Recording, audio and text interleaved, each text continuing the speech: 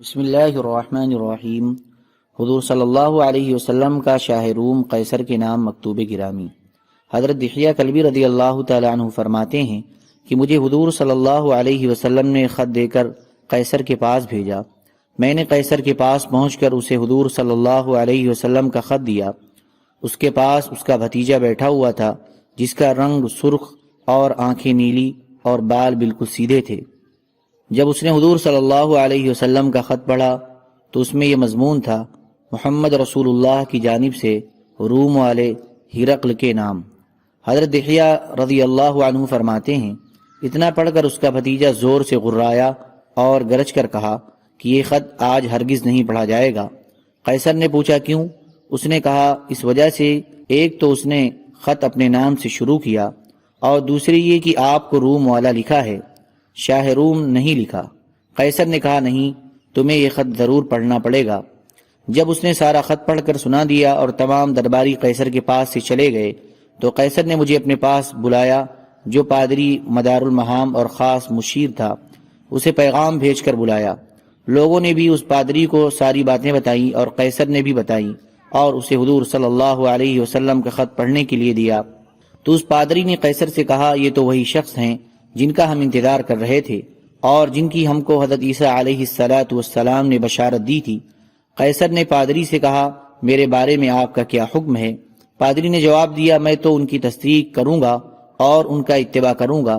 قیصر نے اس سے کہا کہ اگر میں ایسا کروں تو میری بادشاہت چلی جائے گی۔ اس کے بعد ہم قیصر کے پاس سے باہر نکل آئے۔ حضرت ابو سفیان رضی اللہ تعالی عنہ ان دنوں تجارت کے لیے وہاں آئے ہوئے تھے۔ ان کو بلا کر قیصر نے ان سے یہ پوچھا کہ جو آدمی تمہارے یہاں ظاہر ہوا ہے وہ کیسا ہے؟ ابو سفیان نے کہا وہ جوان آدمی ہے۔ قیصر نے پوچھا ان کا خاندان تم لوگوں میں کیسا ہے؟ ابو سفیان نے جواب دیا ان کا خاندان ایسا اونچا ہے کہ کوئی خاندان اس سے بڑھا ہوا نہیں ہے۔ قیصر نے کہا یہ نبوت کی نشانی ہے۔ پھر اس نے پوچھا کہ اس کی سچائی کس درجے کی ہے؟ ابو سفیان نے جواب دیا کہ انہوں نے کبھی جھوٹ نہیں بولا۔ تو قیصر نے کہا یہ بھی نبوت کی نشانی ہے۔ پھر قیصر نے پوچھا ذرا یہ تو بتاؤ کہ تمہارے ساتھیوں میں سے جو ان سے جا ملتا ہے کیا وہ تمہاری طرف واپس آتا ہے؟ ابو سفیان نے کہا نہیں۔ قیصر نے کہا یہ بھی نبوت کی ایک علامت ہے۔ پھر قیصر نے پوچھا کہ جب وہ اپنے ساتھیوں کو لے کر جنگ کرتے ہیں تو کیا کبھی وہ پسپا بھی ہو جاتے ہیں؟ ابو سفیان نے کہا ہاں، ان کی قوم نے ان سے کئی مرتبہ جنگ کی ہے، کبھی وہ شکست دے دیتے ہیں، کبھی ان کو شکست ہو جاتی ہے۔ قیصر نے کہا یہ بھی نبوت کی نشانی ہے۔ حضرت دحیہ رضی اللہ تعالیٰ عنہ فرماتے ہیں کہ پھر قیصر نے مجھے بلایا اور کہا اپنے ساتھی کو میرا یہ پیغام پہنچا دینا کہ میں اچھی طرح جانتا ہوں کہ وہ نبی ہیں، لیکن میں اپنی بادشاہت نہیں چھوڑ سکتا ہوں۔ حضرت دحیہ رضی اللہ تعالیٰ عنہ فرماتے ہیں کہ پادری کا یہ ہوا کہ لوگ ہر اتوار کو اس کے پاس جمع ہوتے تھے اور وہ باہر ان کے پاس آ کر ان کو واعظ و نصیحت کیا کرتا تھا۔ اب جب اتوار کا دن آیا تو وہ باہر نہ نکلا اور اگلے اتوار تک وہ اندر ہی بیٹھا رہا، اور اس دوران میں اس کے پاس آتا جاتا رہا۔ وہ مجھ سے باتیں کیا کرتا اور مختلف سوالات کرتا رہتا۔ جب اگلا اتوار آیا تو ان لوگوں نے اس کے باہر آنے کا بڑا انتظار کیا، لیکن وہ باہر نہ آیا بلکہ بیماری کا عذر کر دیا، اور اس نے ایسا کئی مرتبہ کیا۔ پھر تو لوگوں نے اس کے پاس یہ پیغام بھیجا یا تو تم ہمارے پاس آؤ، نہیں تو ہم زبردستی اندر آ کر تم کو قتل کر دیں گے۔ ہم لوگ تو تجھے اسی دن سے بدلا ہوا پاتے ہیں جب سے یہ عربی آدمی آیا ہے۔ تو پادری نے مجھ سے کہا میرا یہ خط لے لو اور اپنے نبی کو جا کر یہ خط دے دینا اور ان کو میرا سلام کہنا، اور ان کو یہ بتا دینا کہ میں اس بات کی گواہی دیتا ہوں کہ اللہ کے سوا کوئی معبود نہیں اور محمد اللہ کے رسول ہیں، اور یہ بھی بتا دینا کہ میں ان پر ایمان لا چکا ہوں اور ان کو سچا مان چکا ہوں اور میں ان کا اتباع کر چکا ہوں، اور یہ بھی بتا دینا کہ یہاں والوں کو میرا ایمان لانا برا لگا ہے، اور جو کچھ تم دیکھ رہے ہو وہ بھی ان کو پہنچا دینا۔ اس کے بعد وہ پادری نکلا تو لوگوں نے اسے شہید کر دیا۔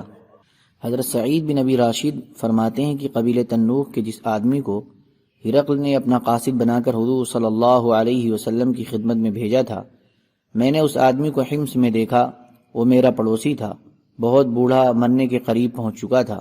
میں نے اس سے کہا کہ ہرقل نے حضور صلی اللہ علیہ وسلم کو جو پیغام بھیجا تھا، اور پھر حضور صلی اللہ علیہ وسلم نے ہرقل کو جو جواب بھجوایا تھا کہ آپ مجھے اس کے بارے میں نہیں بتاتے؟ اس نے کہا ضرور۔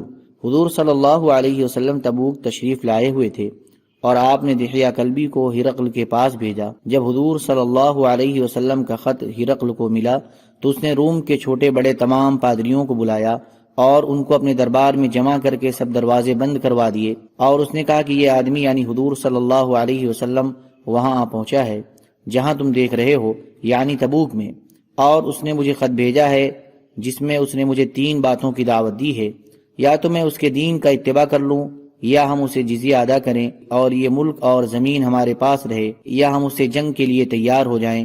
اللہ کی قسم، تم آسمانی کتابوں کو پڑھ کر معلوم کر چکے ہو کہ یہ آدمی میرے قدموں کے نیچے کی زمین پر ضرور قبضہ کرے گا، اس لیے آؤ، یا تو ہم اس کے دین کا اتباع کر لیں، یا ہم اپنا ملک اور زمین بچا کر اس کو جزیہ دینے لگ جائیں۔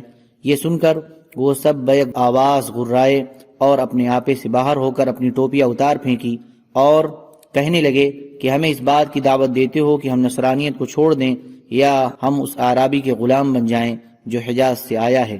جب ہرقل نے یہ محسوس کیا کہ یہ لوگ اگر اسی حال میں باہر چلے گئے تو یہ اپنے ساتھیوں کو بغاوت پر آمادہ کر لیں گے اور ملک کا نظام درہم برہم کر دیں گے، تو اس نے ان سے کہا کہ میں نے تم سے یہ بات صرف اس لیے کہی تھی تاکہ مجھے پتہ چل جائے کہ تم اپنے دین پر کتنے پکے ہو۔ اس کے بعد اس نے عرب کے تجیب قبیلہ کے اس آدمی کو بلایا جو عرب نصارہ کا حاکم تھا، اور اس سے کہا کہ ایک آدمی میرے پاس لے کر آؤ جو بات یاد رکھ سکتا ہو اور عربی زبان جانتا ہو، میں نے اس آدمی یعنی حضور صلی اللہ علیہ وسلم کے پاس خط کا جواب دے کر بھیجوں گا۔ چنانچہ وہ حاکم میرے پاس آیا، میں ہرقل کے پاس گیا، ہرقل نے مجھے حضور صلی اللہ علیہ وسلم کے نام خط دیا اور کہا کہ میرا خط اس آدمی کے پاس لے جاؤ اور اس کی باتوں کو غور سے سننا، اور 3 چیزوں کو خاص طور سے یاد رکھنا۔ ایک تو اس کا خیال رکھنا کہ جو خط انہوں نے مجھے لکھا ہے اس کے بارے میں وہ کیا کہتے ہیں، دوسرے اس کا خیال رکھنا کہ وہ میرا خط پڑھ کر رات کا ذکر کرتے ہیں یا نہیں، تیسرے ان کی پشت کی طرف غور سے دیکھنا، کیا ان کی پشت پر کوئی ایسی خاص چیز ہے جس سے تمہیں شک پڑے۔ چنانچہ میں ہرقل کا خط لے کر تبوک پہنچا تو حضور صلی اللہ علیہ وسلم ایک چشمہ کے کنارے اپنے صحابہ کے درمیان بیٹھے ہوئے تھے، تو میں نے پوچھا کہ آپ لوگوں کی حضرت کہاں ہیں؟ مجھے بتایا گیا کہ یہی تو ہیں، تو میں چلتے چلتے آپ کے سامنے جا کر بیٹھ گیا اور میں نے اپنا خط آپ کو دیا۔ آپ نے وہ خط اپنی گود میں رکھ لیا اور فرمایا کہ تم کون سے قبیلے کے ہو؟ میں نے کہا قبیلے تنوخ کا۔ آپ نے فرمایا کیا تم اپنے باپ حضرت ابراہیم علیہ السلام کے دین میں داخل ہونا چاہتے ہو جو ہر غلط اور باطل سے پاک ہے؟ میں نے کہا میں ایک قوم کی طرف سے قاصد بن کر آیا ہوں اور اسی قوم کے دین پر ہوں، جب تک اس قوم کے پاس واپس نہ چلا جاؤں ان کے دین کو چھوڑ نہیں سکتا ہوں۔ اس پر آپ صلی اللہ علیہ وسلم نے یہ آیت پڑھی، إنك لا تهدي من أحببت ولكن الله يهدي من يشاء وهو أعلم بالمهتدين۔ تو راہ پر نہیں لاتا جس کو تو چاہے، پر اللہ راہ پر لائے جس کو چاہے، اور وہی خوب جانتا ہے جو راہ پر آئیں گے۔ اس کے بعد فرمایا، اے تنوخی بھائی، میں نے ایک خط نجاشی کو بھیجا تھا، اس نے میرا خط پھاڑ دیا، اس وجہ سے اللہ تعالیٰ اسے اور اس کے ملک کو پھاڑ دیں گے۔ بظاہر یہ نجاشی اور ہے، اور جو نجاشی حضور صلی اللہ علیہ وسلم کا خط پڑھ کر مسلمان ہو گئے تھے اور جن کی حضور صلی اللہ علیہ وسلم نے غائبانہ نماز جنازہ پڑھی تھی، وہ اور ہیں۔ اور میں نے تمہارے بادشاہ قیصر کو بھی خط لکھا تھا، اس نے میرے خط کو سنبھال کر رکھا ہے، اسے پھاڑا نہیں، اس لیے جب تک اس کی زندگی میں خیر مقدر ہے اس وقت تک لوگوں کے دلوں میں اس کا رعب رہے گا۔ میں نے اپنے دل میں کہا کہ ہرقل نے مجھے جن 3 باتوں کے خیال رکھنے کا کہا تھا ان میں سے ایک تو ہو گئی، اور میں نے اپنے ترکش میں سے تیر نکال کر فوراً اپنی تلوار کے نیام کی کھال پر تیر سے لکھ لیا۔ پھر حضور صلی اللہ علیہ وسلم نے وہ خط اپنی بائیں طرف والے ایک آدمی کو دیا۔ میں نے پوچھا کہ یہ خط پڑھنے والے صاحب کون ہیں؟ لوگوں نے بتایا کہ حضرت معاویہ رضی اللہ عنہ ہیں۔ حضرت معاویہ رضی اللہ تعالیٰ عنہ خط پڑھنے لگے۔ ہرقل کے اس خط میں یہ مضمون تھا کہ آپ مجھے ایسی جنت کی دعوت دے رہے ہیں جس کی چوڑائی آسمانوں اور زمین کے برابر ہے اور جو متقیوں کے لیے تیار کی گئی ہے۔ جب آسمانوں اور زمین کے برابر جنت ہو گئی تو دوزخ کہاں ہوگی؟ تو آپ نے فرمایا سبحان اللہ، جب دن آتا ہے تو رات کہاں چلی جاتی ہے۔ میں نے اپنے ترکش میں سے تیر نکال کر اپنی تلوار کے نیام پر اس بات کو بھی لکھ لیا۔ جب آپ میرے خط کو سن چکے تو آپ نے مجھ سے فرمایا تم میرے قاصد بن کر آئے ہو، تمہارا ہم پر حق ہے، اگر ہمارے پاس تحفے کے طور پر دینے کے لیے کوئی چیز ہوئی تو ہم تمہیں ضرور دیں گے، کیونکہ اس وقت ہم سفر میں ہیں اور زاد راہ بالکل ختم ہو چکا ہے۔ لوگوں میں سے ایک آدمی نے بلند آواز سے کہا، میں اس کو تحفہ دیتا ہوں۔ چنانچہ اس نے اپنا سامان کھولا اور ایک صفوریہ، اردن کے شہر صفورہ کا بنا ہوا جوڑا لا کر انہوں نے میری گود میں رکھ دیا۔ میں نے پوچھا، یہ جوڑا دینے والے صاحب کون ہیں؟ مجھے بتایا گیا کہ حضرت عثمان رضی اللہ عنہ ہیں۔ پھر حضور صلی اللہ علیہ وسلم نے فرمایا، اس قاصد کو کون اپنا مہمان بنائے گا؟ ایک نوجوان انصاری نے کہا، میں بناؤں گا۔ وہ انصاری کھڑے ہوئے تو میں بھی ان کے ساتھ کھڑا ہو گیا۔ جب میں آپ کی مجلس سے باہر چلا گیا تو آپ نے مجھے آواز دی، اے تنوخی بھائی، تو میں واپس آیا اور آپ کے سامنے جہاں پہلے بیٹھا ہوا تھا وہاں آ کر کھڑا ہو گیا۔ آپ نے اپنی پشت مبارک سے چادر اتاری اور فرمایا، جو کام تم کو کہا گیا تھا وہ کام تم ادھر آ کر لو، یعنی مہر نبوت دیکھ لو۔ میں گھوم کر حضور صلی اللہ علیہ وسلم کی پشت کی طرف گیا۔ مجھے کندھے کی نرم ہڈی پر مہر نبوت نظر آئی جو کبوتر کے انڈے کے برابر تھی۔